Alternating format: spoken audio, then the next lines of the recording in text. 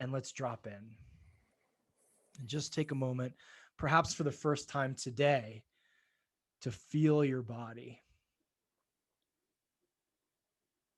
to feel where you may be tense, where you may be slack,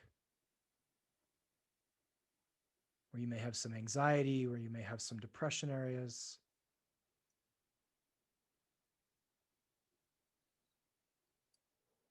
Where you may be tight. Let's just spend a little bit of time consciously relaxing our foreheads. That space in between our eyes, we like to keep all tense. Relax your jaw, relax your shoulders. Feel into your heart, perhaps put your hand on it.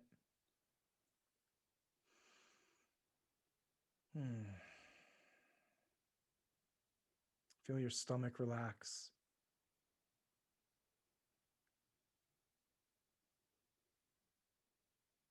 Feel where your clothes meet your skin. That level of perception.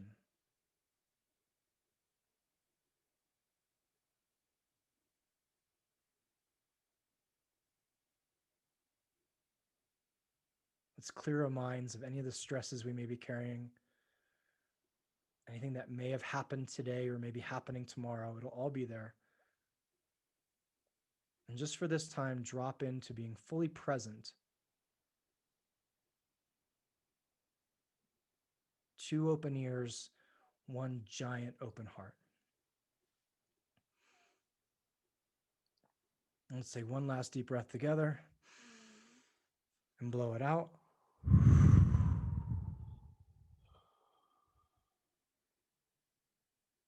Amazing. Begin to rub your hands together.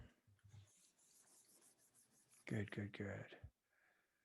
And so just in case we lose people, I'm going to throw something in the chat for everybody. This is the workshop that Duey, Michael, and I have coming up. I think I spelled it wrong. And here is a code, discount code for the next 48 hours for $100 off. I want to get that out so we're not talking about it too much, but that is something that we are doing, and we would love for, it's men's only, sorry ladies, but would love to have as many of this men on the call present with us there. It is going to be an extraordinary event, June 3rd through 6th here in Colorado. We are getting after it. Okay, guys, this is Mental Health Month, right?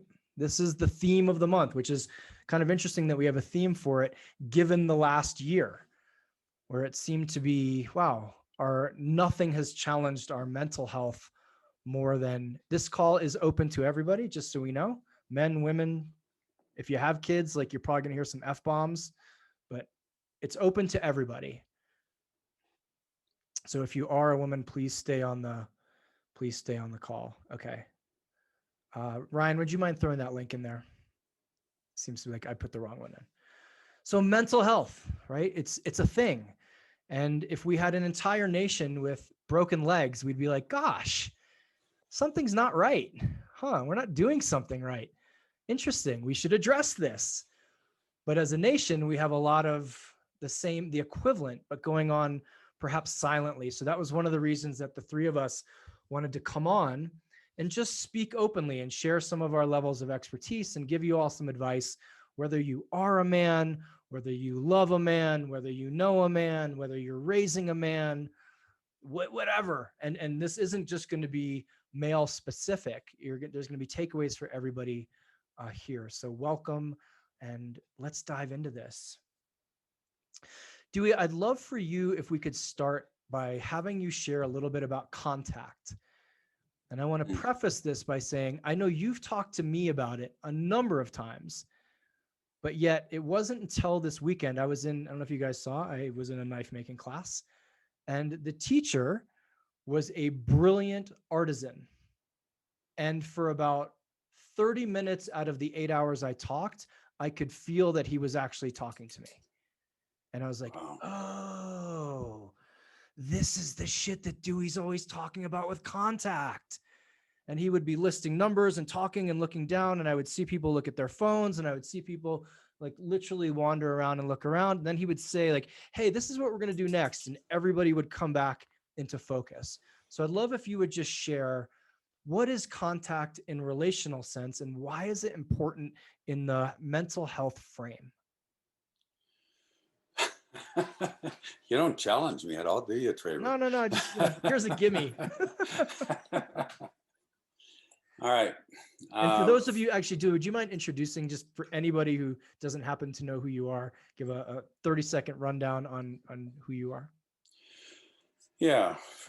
Well, first of all, thank you everybody for being here, and thank you for having me and us. I'm Duey Freeman, live in the foothills of Colorado, west of Golden, with my partner Kimberly.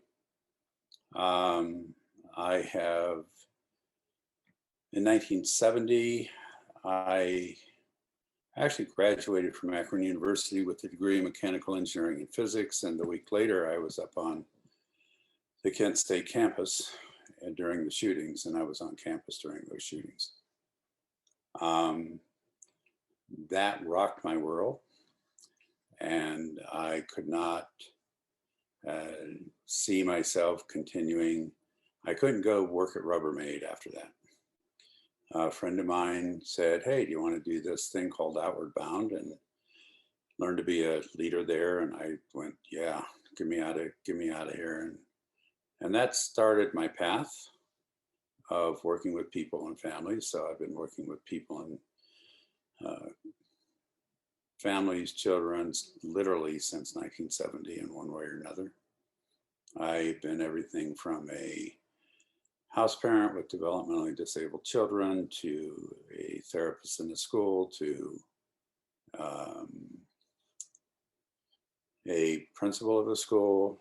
I've been in private practice since the late 70s, and have founded the Gestalt Institute of the Rockies and the Gestalt Equine Institute of the Rockies. And I've been a professor at Naropa University since 1991. So this is year 30 there. I grew up in an Amish community in Northeast Ohio. So I've been around horses my entire life in one way or another, and live on the land here again with Kimberly and two beautiful, wonderful quarter horses and little pony named Spirit, who is literally a little white pony with black eyes. And when you see her, it's like a little unicorn. So let me throw in one other thing here, because I think we're going to probably end up talking about attachment. Yes. Some. And so this is going to be a little bit backwards to get to what you asked, Traver. Dude, if I could just add real quick, did everybody note that Dewey's been doing this longer than we've been alive?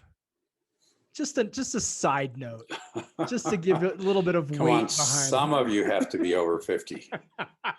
Some of you have to be over 50. Yeah. So if you're wondering, like, wow, does Dewey know what he's talking about? Oh, you've been doing this longer than I've been alive. Awesome. Sorry to interrupt. Well, what it really means is I've had 50 years to make shit up. That's what it really means.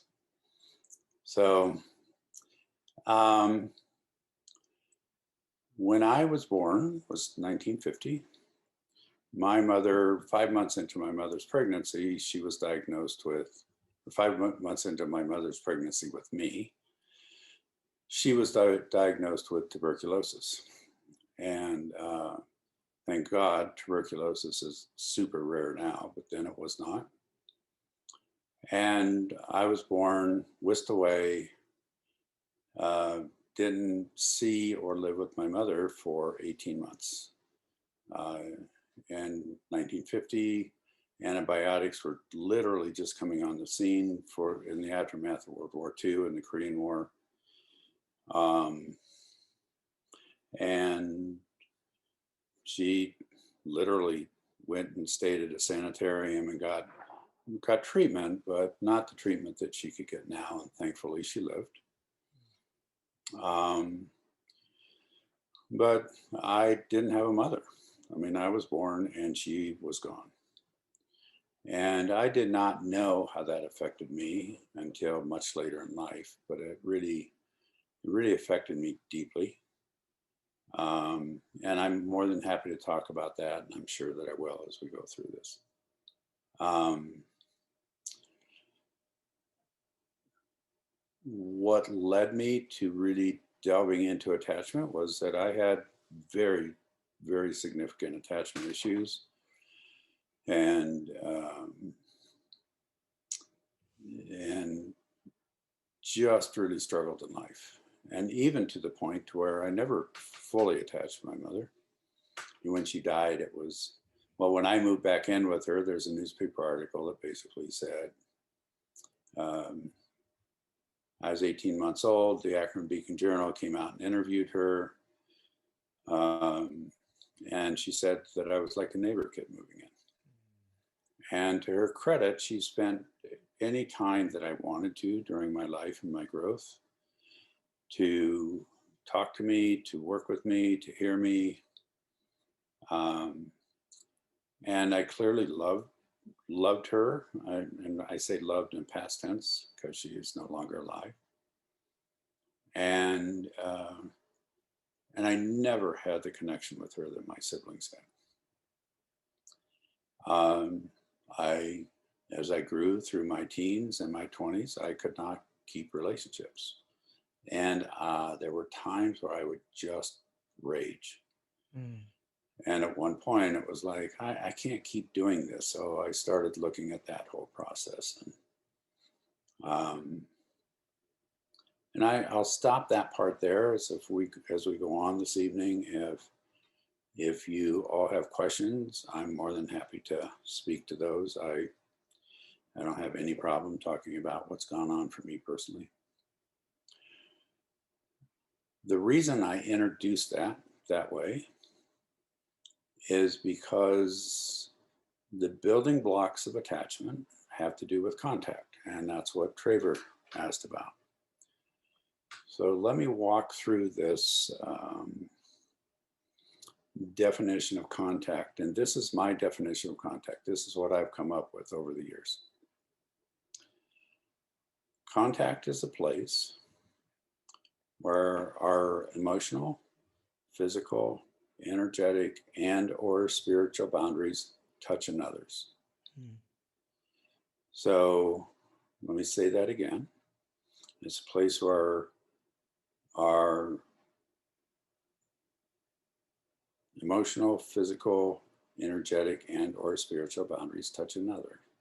So if you take your hands, I know there's 100 and some people on here, but if you take your hands and hold them about this far apart, if you do that with me, and just move them together slowly, and most people can feel some level of warmth begin to be held between their hands. Are you all able to feel that on some level? So if this hand is one person and this hand is another, there's an energetic field here and an energetic field here, and it's right in between here where those two energetic fields touch. That's where contact is made. And we can do that with other beings, we can do that with nature, we can do that with animals. So I want to say this one more time. Contact is a place where our energetic, physical, spiritual, and emotional boundaries touch another.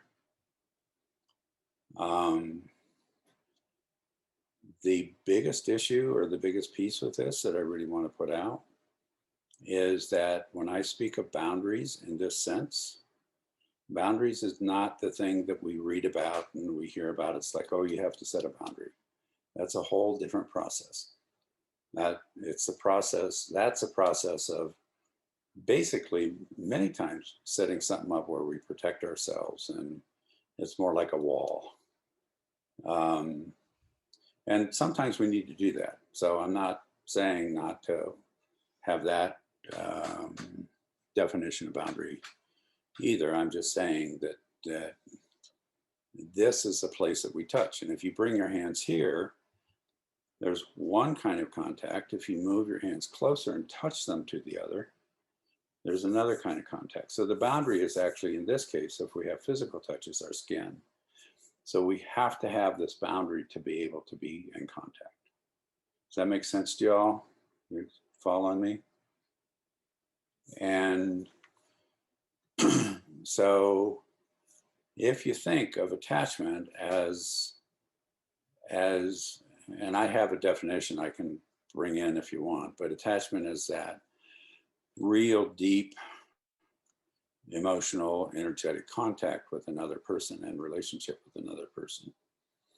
And I want to put together a little continuum here for you in a minute. So that's the bigger piece of attachment. But contact, each time we make contact, it's a little building block. It's sort of the foundation of a relationship. And contact generally happens in shorter periods of time. Like,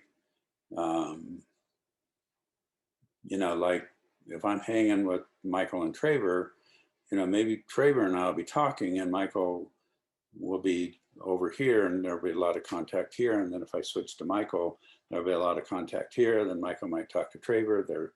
So contact is also a fluid process.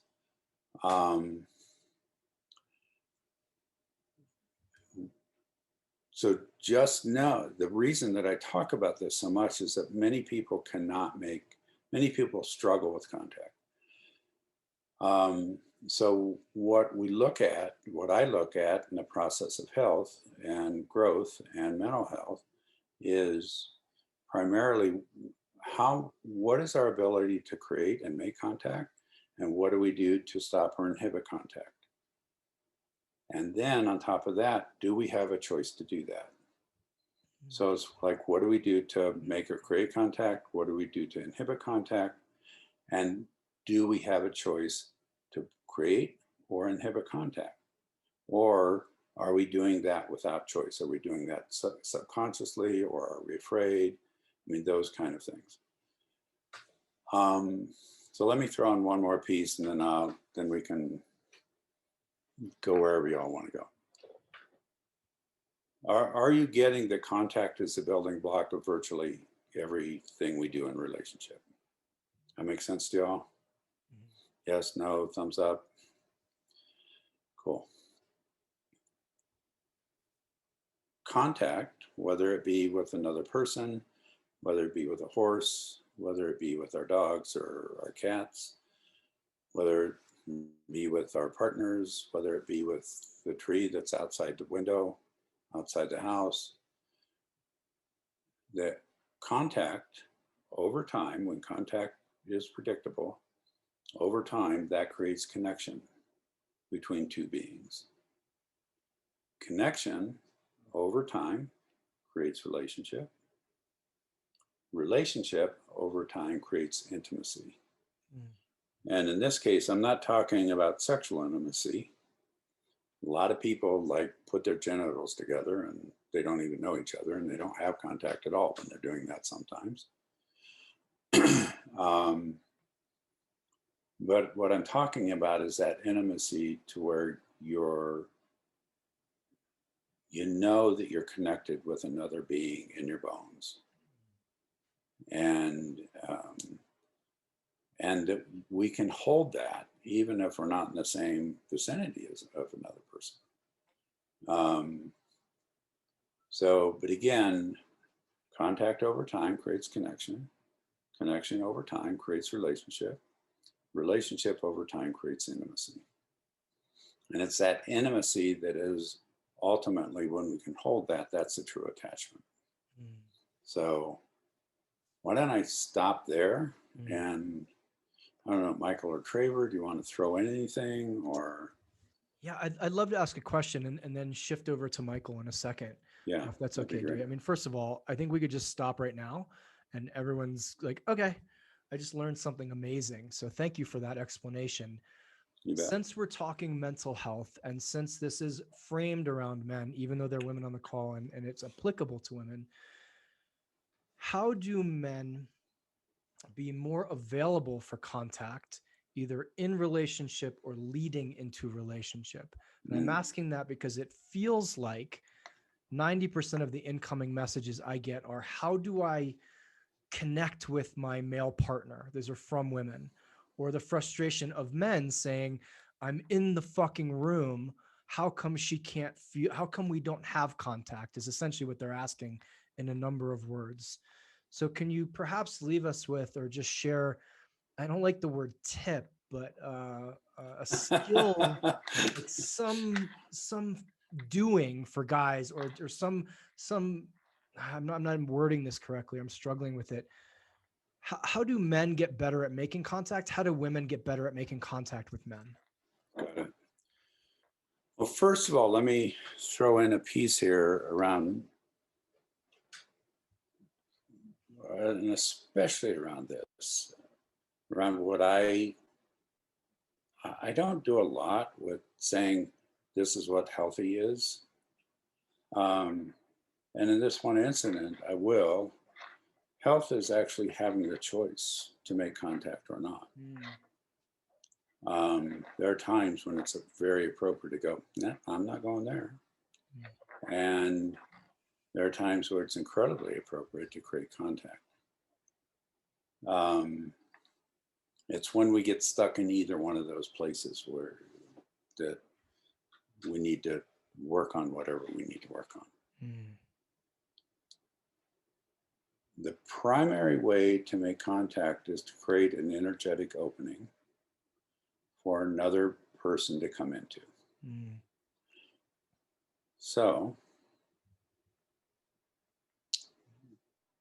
since you asked this, that energetic opening, when I'm doing this, what I see, if you can actually feel this in yourselves, is drop into your body and actually, like in your chest and your heart, see if you can create an energetic opening where if someone was coming, if you wanted somebody to come in and literally touch you, they could.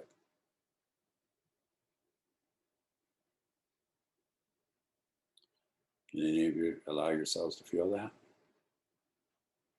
So if you're sitting in a room and your partner is in the room and they're going, where are you?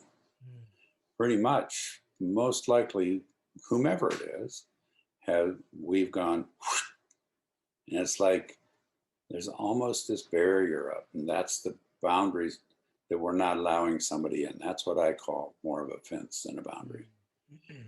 So the practice is how do you ground yourself and at the same time allow yourself to open energetically, so there's actually space for somebody to meet you.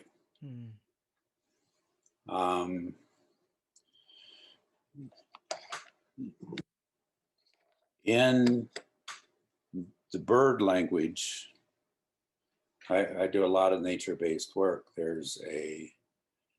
Many of us walk around with what's called a sphere of disturbance. And what that sphere is if we walk through the woods, we have so much disturbance out here in front of us that any animal that's around is going to pick that up and they're going to leave. We can also pull that sphere of disturbance in and create what I call, and actually this comes from a man named John Young, a sphere of awareness. So if we can open up that sphere of awareness, and I live, like I said, up in the mountains. There are deer, elk, fox, coyotes, hundreds of different kinds of birds, mountain lions, bears. But there are deer, they actually have their babies right out by our house. They literally, if you can create that sphere of awareness, they'll walk up to you. And that's what we're trying to create, is that level of opening that somebody can actually step into. And when we create that, for us to be available for contact when somebody steps into that. And that's a practice. So it's a little bit It's not just a technique. It's actually, can you sink into your body? Can you sink into your seat? Can you allow yourself to open up and allow yourself to be touched? And I don't mean necessarily physically touched. I mean touched energetically, touched emotionally, sometimes touched physically, and spiritually. I don't know, does that help a little bit Beautiful. there, Traver? No, it's super helpful. I really appreciate that, and it's such a rich explanation, Dewey. Thank you. I'd love to shift to Michael if you have a little bit of space, Michael. And if Michael, if you want to Yeah. first just give everybody a quick, can you hear me, Michael? Oh, you're muted. If you can, there, does that work? If you could unmute yourself, you could just let everybody know who you are in the world as well. And then if you have anything to add to what Dewey just mentioned, if not, I'd love to shift and talk a little bit about the wild with you. Sure, you bet, man. Yeah, that'd be great. So my name is Michael Gay, and I'm a therapist in private practice in Boulder area. And I went to school in the South in North Carolina and got a degree in psychology there. And shortly after that, got involved right around the same time in men's work. I got to go to some of the men's conferences with Robert Bly and Robert Moore and Malcolm Somé and John Lee and those guys. Wow. Before that chapter of closed in men's work. And so I started doing that in 2005 and have stayed current on that and involved in those organizations and different teachers in that world since then. I also worked as a wilderness therapy guide for about 6 years. So I spent 200 days of my year for 6 years living outside, out of a backpack, cooking on fires, working with teenagers and young adults with really severe addiction issues or deep depression and anxiety. And so we worked with using the wild as a way to heal. And Dewey said something. I did wilderness therapy for 6 years, and then I end up in the rooms with Dewey as a teacher of mine. And he talked about how the wild makes us live with each other the way we were meant to live. It makes us be in contact, and there's much more to it. But so that was a big part of my training, was wilderness therapy. And after that, went to graduate school at Naropa and had heard about Dewey as a wilderness therapy guide and started training with him about 6 or 7 years ago. And so went through the Gestalt Institute of the Rockies. He was also a professor of mine at Naropa, and I'm currently a student at the Gestalt Equine Institute, and do a lot of men's work stuff and addiction and recovery pieces and wilderness pieces. The only thing I would add to what Dewey said, and then we can talk a little about wilderness, is I think Dewey's been doing it for 50 years. And I remember coming in as a person who had not heard these words or concepts like contact. And Dewey could probably tell a lot of stories on me, but I was a very intellectual human being. It was the way that I navigated the world, because it's the only place that made sense to me. And I did not know how to make sense of the felt world. I was a deeply emotionally attuned person, but contact for me, I guess I would just want to reiterate that it's a felt sense. It's a little bit like we use the buzzword presence, but to me, contact is way more dynamic than presence. And it's something that you learn to feel over time. And it's something that you can know inside yourself when it's happening for you and for another. And so it's really about building the capacity to know when I am showing up to myself, with myself, or to the world, to nature, to my partner, to my relationships or family, from a place where contact is possible. Like Dewey said, it's a place where we can actually meet each other. And so often, like, the problems are that we're not meeting. And so if you understand contact, then the places we meet start to happen more naturally and they flow.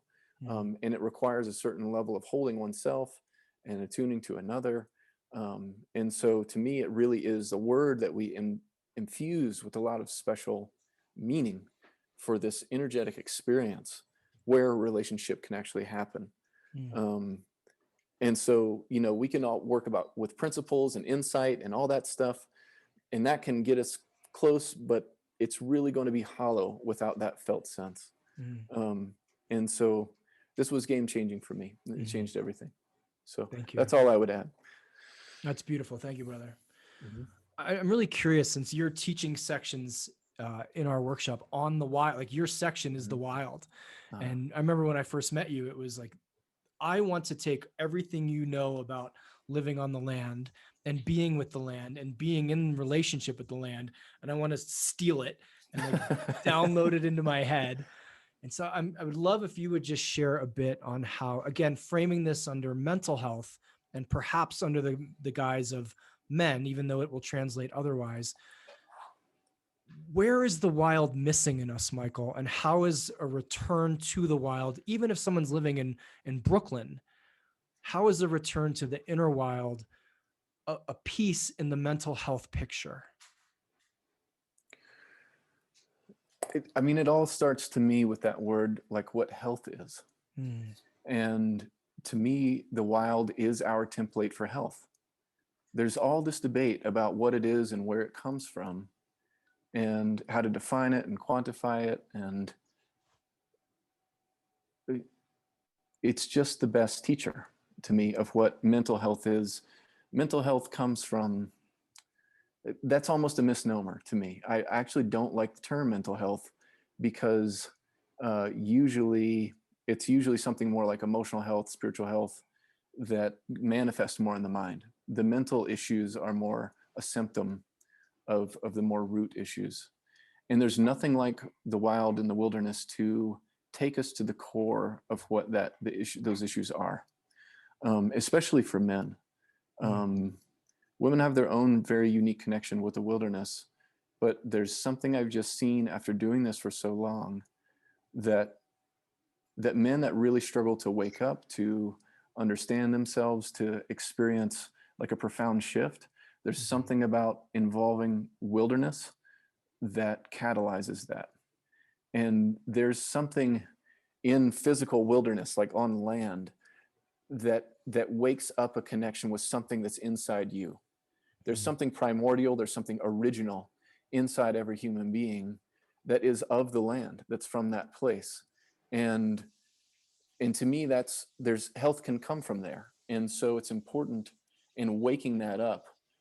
That's why I talk about initiation. That's why I talk about these things, because it's really initiation is really the process of waking up these capacities and living places inside of people. And so to me, what the wild is, it's vitality, it's life force, it's the things that animate us, that enliven us, that connect us. Living the way that we do, we're not all the way human beings anymore. We're like a shell of what a human being is supposed to be. And there's some kind of remembering that starts to happen when you spend time in physical wilderness. And there's something inside of each person that can be woken up that I would call the wild, which is like where health comes from and where vitality comes from. And so that's really what I'm about, and what I'm devoted to is how to facilitate waking up the wild inside of people as they are, and also using wilderness to wake that up and reconnect people to an original essence. And I really mean that in the real sense of the word. It's original to us, like it's in there. We are made this way. Yeah. Beautiful, brother. Thank you. I'll share a quick story of when I did a month-long survival course, a wilderness survival course with, and I think I've shared this with you, with Boss. It was very minimal equipment. And on the very first night, so we get bussed out in the middle of God knows where, Utah, and the instructors take us, 1,000 yards into the woods and say, lie on your back and just look up and realize that we're not returning you to somewhere foreign. We're bringing you back to actually where you belong.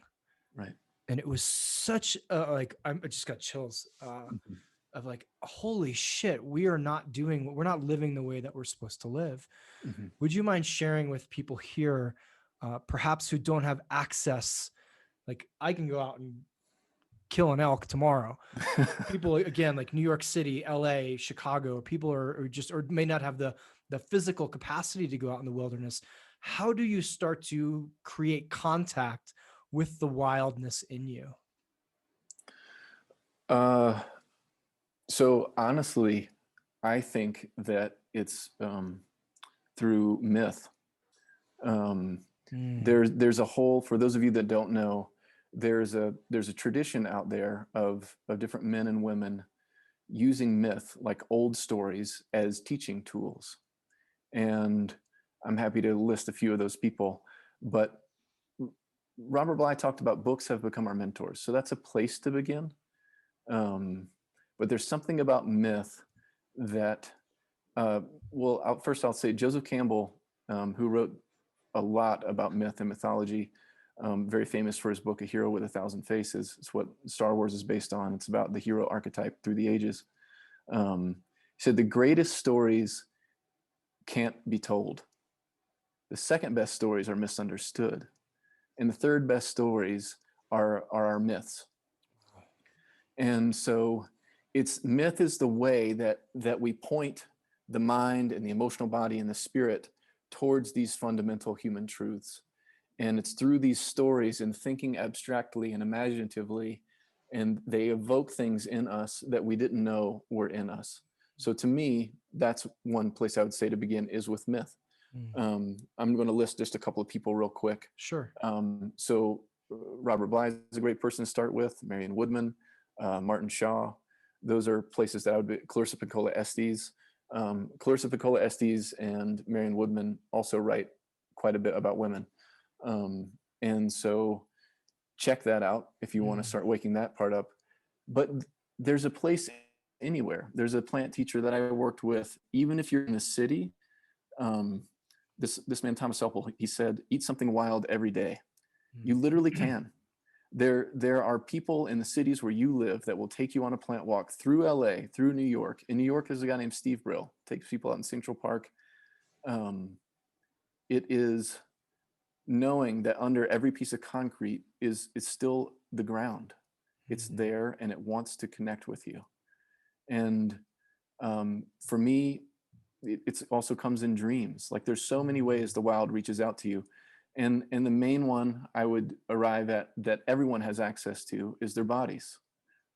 Your body is the earth and the wild incarnate. It's the royal road to where all of your truths lie.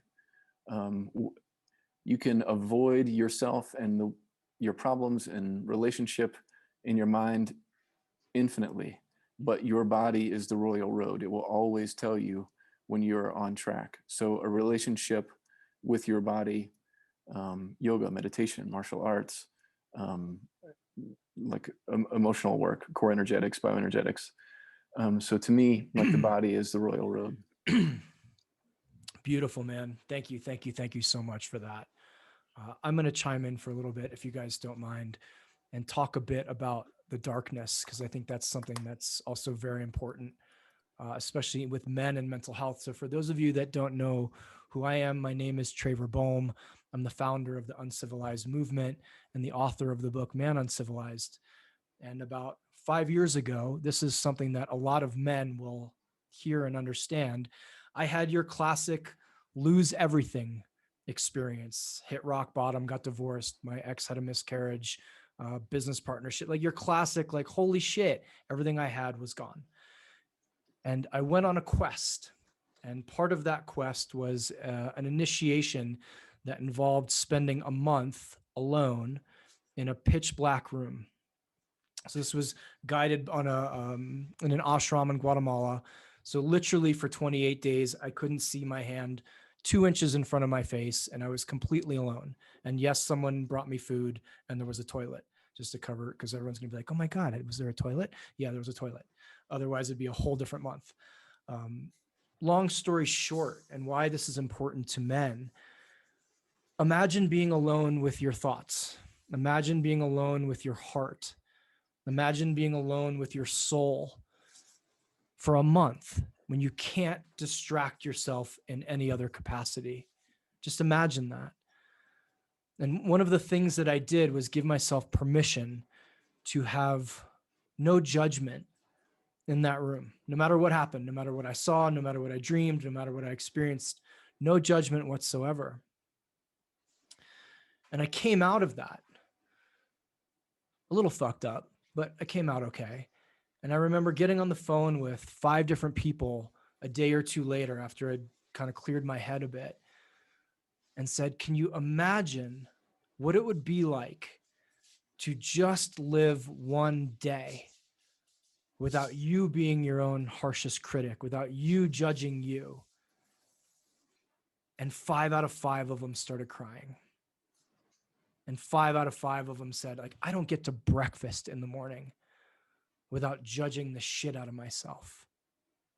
I said, okay, there's something here that we need to learn to do about being unapologetic about who we are in the world, why we're here, and what we're meant to do.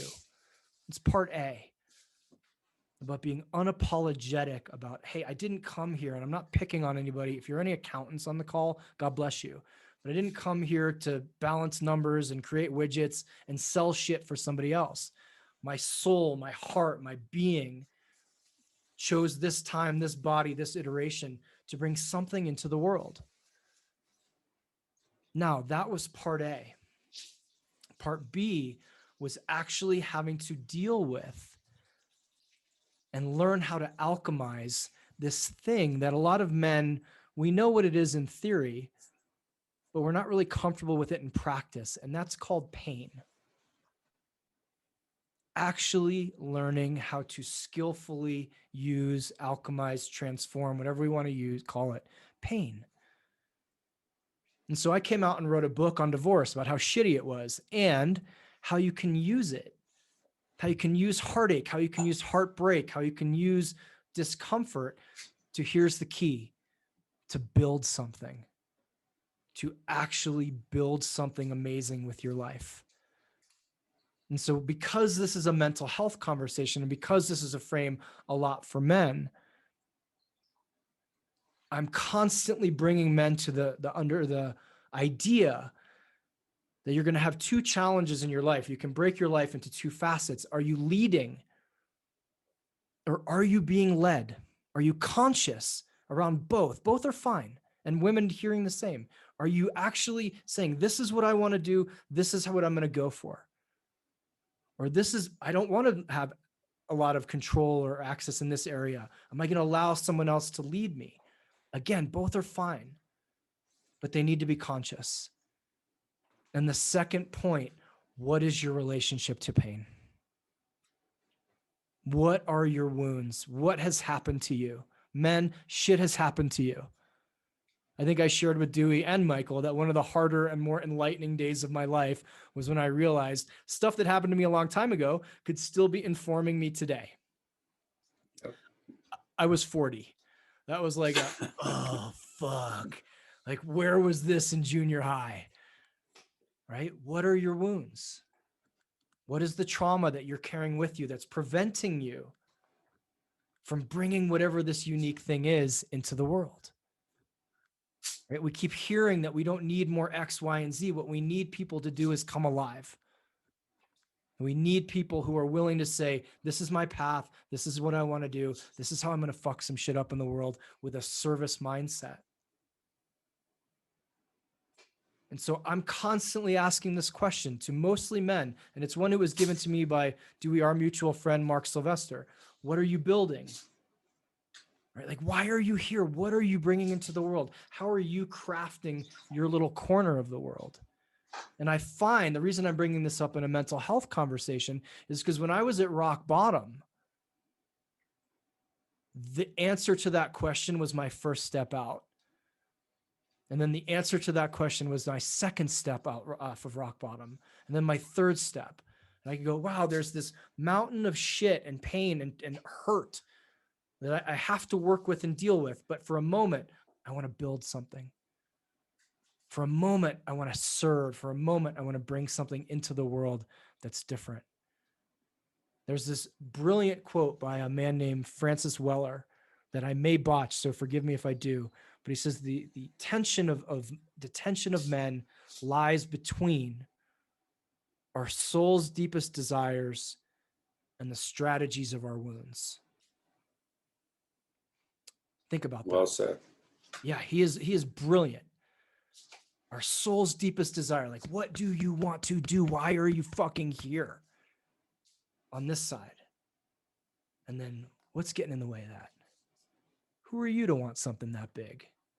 Remember in 3rd grade where they told you weren't going to be that good at anything? the strategies of our wounds to keep us small, to keep us limited.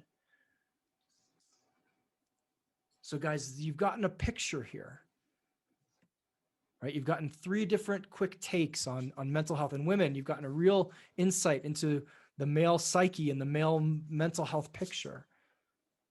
Attachment, contact, the wild, what are we building? Understanding darkness, understanding pain, realizing that none of us get to get out of this human experience without learning and dealing with and integrating all of that.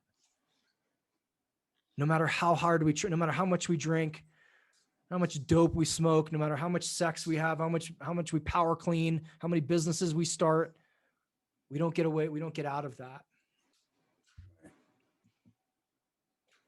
And so I want to bring that aspect to our work. Duey, Michael, have any kind of wrapping up thoughts as we have about 10 more minutes here? Anything you want to add about what each other have talked about, or anything that you've talked about, or anything else in this frame of understanding any aspect of mental health, men, attachment, horses, Michael skinning deers? Yeah. You want to go, Michael, or you want me to go? Thank you, sir. I have 2 or 3 thoughts here. One is that, Michael, when you were speaking, the word primal is what came to mind, that dropping into nature and finding our primal place. The other piece, and I want to give credit where credit's due, this came from Kimberly, my partner. She does tons of nature-based work, and she's also a therapist. That not only is nature good for us and incredibly healing, but being deprived of nature is harmful to us. So, which fits totally right into what Michael was also talking about. Traver, when you, both of you spoke about judgment, and that judgment of, judging ourselves. About 70,000 years ago, our brains began forming in a process of having a prefrontal lobe. And a prefrontal lobe is a part of our brain that actually helps us create, think, et cetera. But its primary function, it has 2 primary functions. One is survival, the other one is fiction. Our brain allows us to make up fiction. Like no other being on the face of the earth can make up fiction the way that we make up fiction.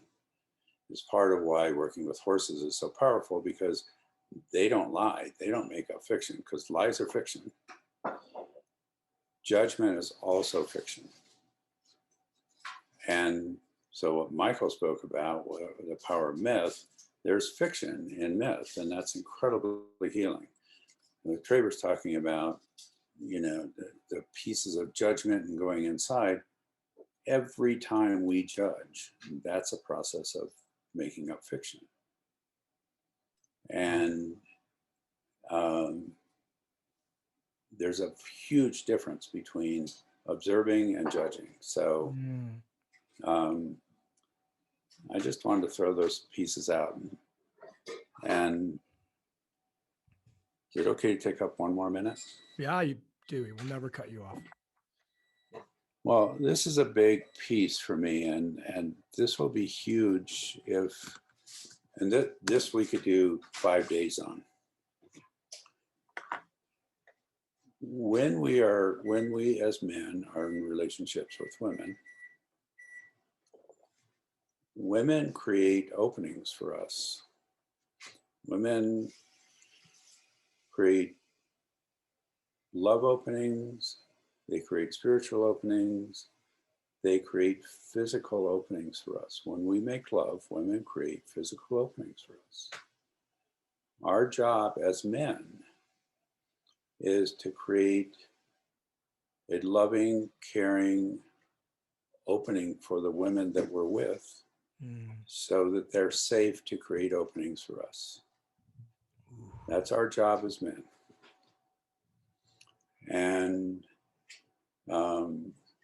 so just think about that a little bit. Duey, would Every- you mind? Duey, would you mind saying that just one more time? I got hit in the head a lot in my 20s. Women create openings for us. Women create love openings for us. Women create physical openings for us. Women create emotionally openings for us. And even when we're making love, women literally are creating physical openings for us to come into. That's an incredible, vulnerable thing to do, and a gigantic gift. When we're with women, and I'm not talking just about when we're making love, I'm talking about always, our job is to create openings for the women that we're with so that there's safety for the women that we're with to create those openings for us. And to me, that's a really big deal. Yeah. So I'm just throwing that out for y'all to think about. We could spend hours on that, and that would be a super fun discussion to have with everybody. But I just want to throw that piece out to let y'all maybe have a little bit to think about and chew on this evening. Michael, you want to try to go after that? Anything you want? Any pearls of wisdom you want? I love you, Michael. There you go. I think you should be unmuted. Awesome. Thank you. Thanks for that setup. I'm just going to try to awkwardly change the subject and pretend we didn't just hear mic drop level wisdom. I just wanted to continue on the theme of men creating openings and men being able to be in contact. And one of the things that Duey talks a lot about is what we're working to do is kind of unkink the hose energetically. Like life force flows through us in our mental, emotional, spiritual, physical bodies. And if you think about things flowing through a hose, you can put a kink in it, and that will stop bad things from flowing through, but it also stops the good things from flowing through. And so when I work with men, it's like putting on a tourniquet. Like if there's an emotional wound, just like there are physical wounds, with a physical wound, you put on a tourniquet, it restricts blood flow so you don't bleed out. But the goal is you've got to get to medical attention quickly, because if you don't have blood flow, you will lose that appendage. It can simultaneously kill you, but it's also a thing that gives you life. So you have to be aware of how your literal life force, in the tourniquet metaphor, your blood, gets cut off. And so I think that men, by and large, with emotional wounds, almost always use the tourniquet. They put it on and they don't take it off. Wow. And then so their emotional body, and sometimes their physical, spiritual body, starts to atrophy from lack of flow of vitality in them. And so a big thing, that's just the way that men do. That's their coping strategy. Put a tourniquet on it, clamp down, hold it. And they don't. So part of the wisdom that I would love to be a part of returning to men is how to take that tourniquet off, like how to attend to those wounds. When in your life did you have to put one on? And that's why what you were talking about, Traver, people going into their pain is often the thing that returns to life force, because the pain is the thing that caused them to put the tourniquet on, and the draining of the life force is the symptom of that coping strategy. Yeah. So your pain is the royal road back into waking up your vitality and life force as a human, as a man. And so for men, I often find that grief and doing that in connection with other people, it has to be done in connection, is the way that vitality returns. Like depression, anxiety, insomnia, impotence, all those kinds of things are often symptoms of places in our lives where we put that tourniquet on. So that's what I want to be contributing to, is how to take men into their pain and create a body of cultural wisdom where that's not our only tool anymore. Beautiful. Fuck, man. That was gorgeous. Thank you. Ryan, if you wouldn't mind throwing that link one more time in the chat. Guys, if you can, if you're on speaker view, switch off to grid view so you can just see how many men are on this call.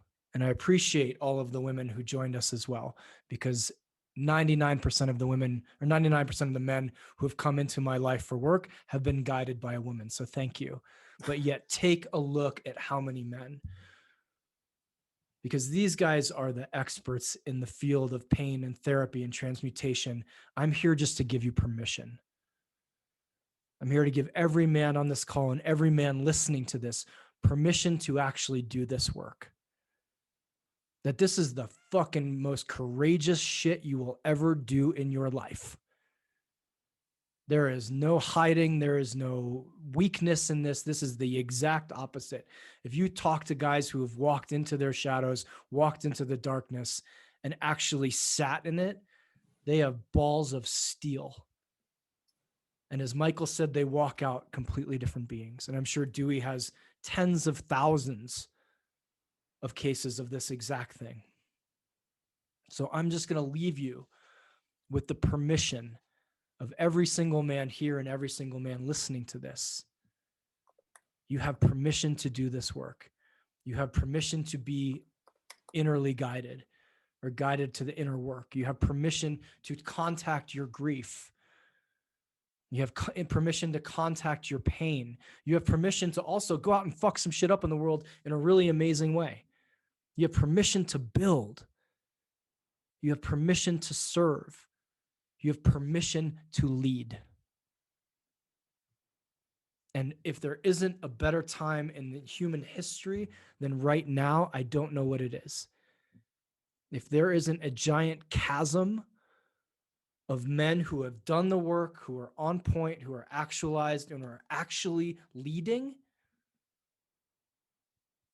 I just don't see them. I don't know about you guys, but I don't look upstream at my politicians and the people who are on TV telling me what to do and go, wow, you've done the work. Wow, you've dove in. You're surrounded by men who will call you forward when you're slipping. You're surrounded by men who will celebrate your success, who will hold you through your pain, who will hold you through your grief. I just don't see it. And so if we actually do want to shift culture, the greater culture, the culture of our homes, the culture of our cities, the culture of our communities, then it starts with us, every single guy on this call, whether you come to our workshop or not, whether you hire one of us, whatever you do,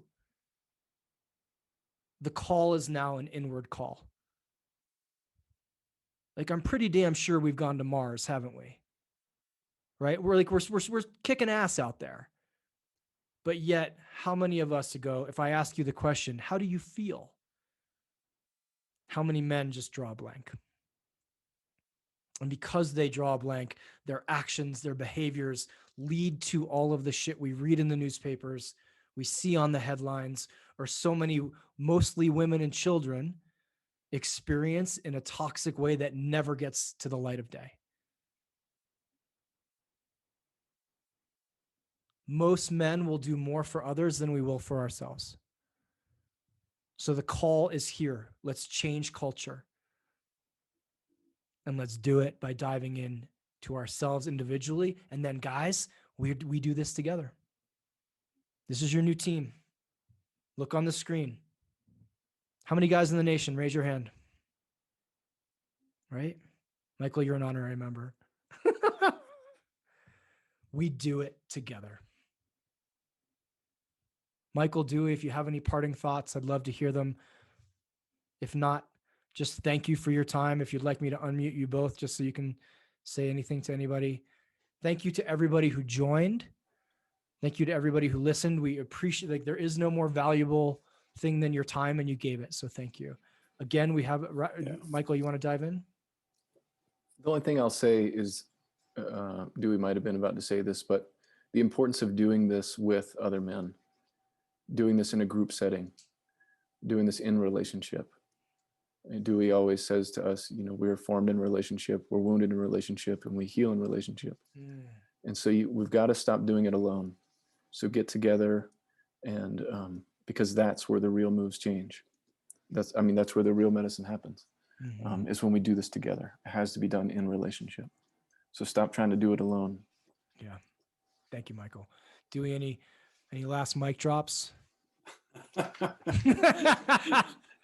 Now that what Michael just said is hard to follow. So I'm grateful. Thank you. I'm grateful to be here and have the chance to hang with y'all. And I'm grateful to you, Michael, and I'm extremely grateful to you, Traver. Michael said about not doing it alone. Totally right on. Yeah. So, Thank you guys. Have a great rest of your evening. Appreciate you. Love you. Cheers. thank you, everybody. Take care.